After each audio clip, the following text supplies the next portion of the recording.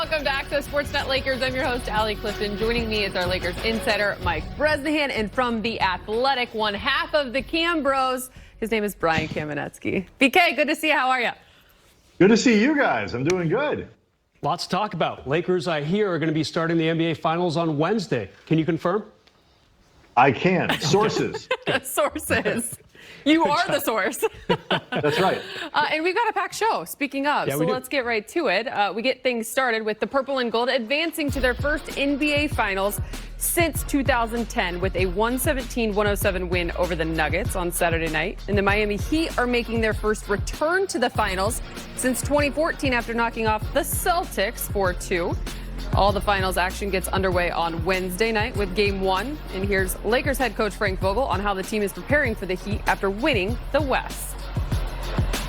I think we were excited when we won Game 5 against the Nuggets and earned our spot in the NBA Finals.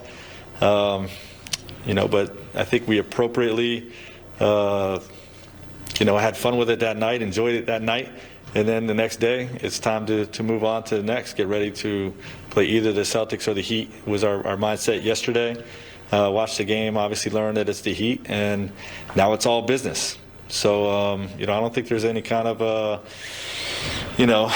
eye towards the end of getting home or anything like that. It's really about, staying single-minded in our focus about what needs to happen for us to beat the Miami Heat. Are there certain things that you can take and apply to this Miami series, or are they a pretty unique and independent team that requires a totally different approach?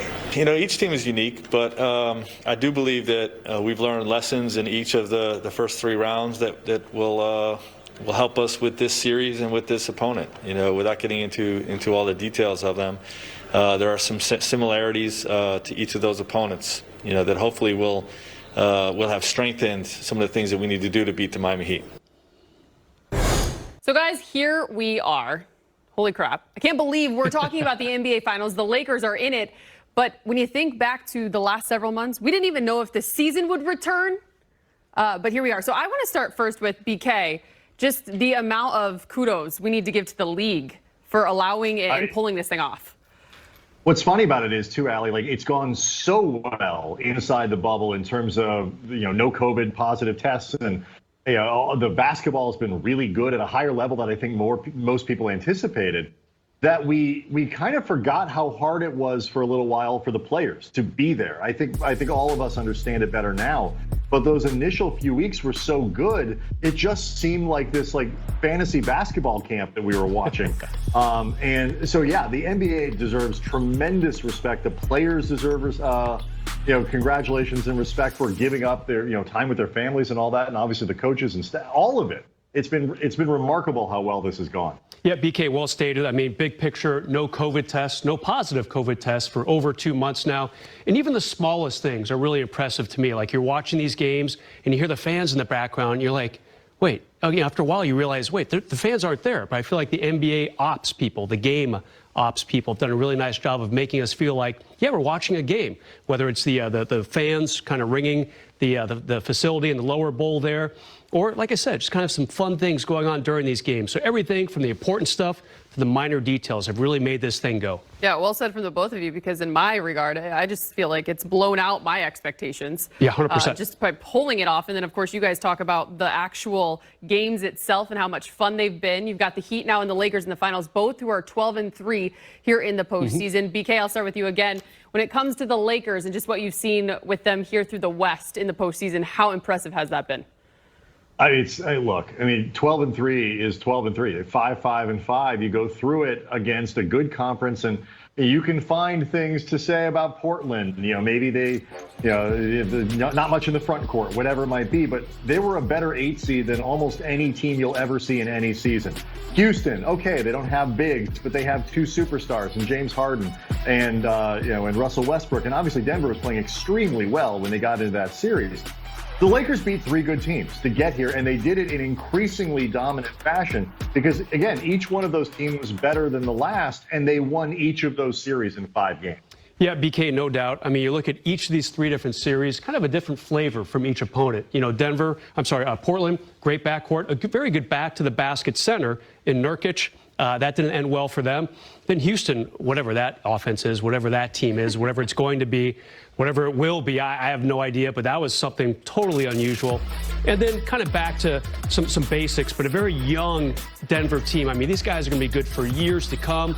They really shut down a very hot Nuggets team with Jamal Murray scoring 50 and 40 and so many other games, but didn't really hit the Lakers that badly. And the same can be said for, of course, their all-star center. I mean, just an amazing job by the Lakers being three pretty different franchises. Gentlemen sweep after gentleman sweep after gentleman sweep. And here we are. What everyone wants to know, the schedule for the finals. It looks like this. All you really need to know is that game 1 is set for Wednesday at 6 p.m. And then, of course, you see 2 and 3 and 4 are as follows. We'll get to 5, 6, and 7 if necessary. Yes. Now that the matchup is set, Frank Vogel knows the Lakers will have their work cut out for them versus the Miami Heat. They're extremely well coached. You know, obviously, they got a lot of ways that they can beat you. To me, they have 3 all-star level players in Butler, Bam, and I've always felt Goran Dragic, when healthy, is an all-star level player. Obviously, a Hall of Fame addition in Andre Iguodala. They have shooting, they have toughness, and like I said, they're extremely well coached. So there's no surprise that they've had such a successful postseason run. Very impressed with what they've been able to accomplish, beating 3 teams convincingly that we're on pace, if they're an 82-game season, to win plus 50 games. And, we're going to have to be at our best to beat them. Jimmy Butler, he said yesterday, Miami's not for everybody, I'm not for everybody, but that seems to fit. I'm just curious kind of what you thought about his fit with their culture. Well, his fit with their culture is perfect, because he's about toughness, and he's about winning. And, that's what the Miami Heat are about. I can tell you I've got great respect for Jimmy and what he brings to the table. Obviously, he's a huge part of what they're doing this year. He has really set a tone for them from a toughness standpoint and being about winning. All right, guys, so let's dive into your top storylines when it comes to this series. And, Brez, you're going to start with LeBron. Yeah, it's got to be LeBron. I mean, first and foremost, the guy has really willed the Lakers this far. No doubt about it. I mean, it just made so much sense to me that in Game 5, potential elimination game against Denver, he was the guy to make it happen. 38 points for a soon-to-be 36-year-old. I love that fourth quarter as well.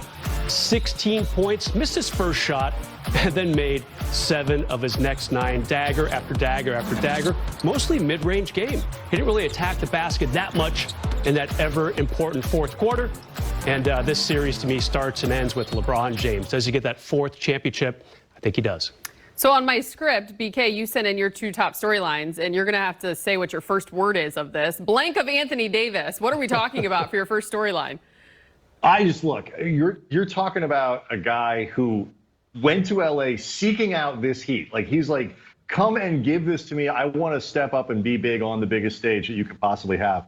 And I don't know if you could say he's met expectations, exceeded expectations, blown away expectations. 29 points a game, 9.5 rebounds, 3.5 assists. He's shooting 57% from the floor, 36.5% from 3. And so he has ascended to a place where, Brez talks about kind of the cementing of the legacy of LeBron James.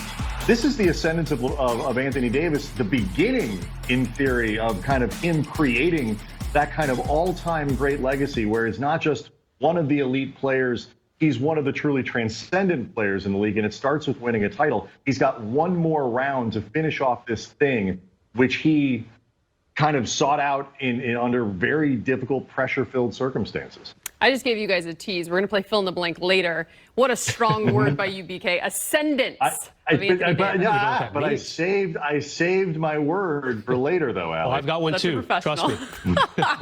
Brez, your number 2. I saw the trap you were laying. I didn't step it. You didn't take the bait.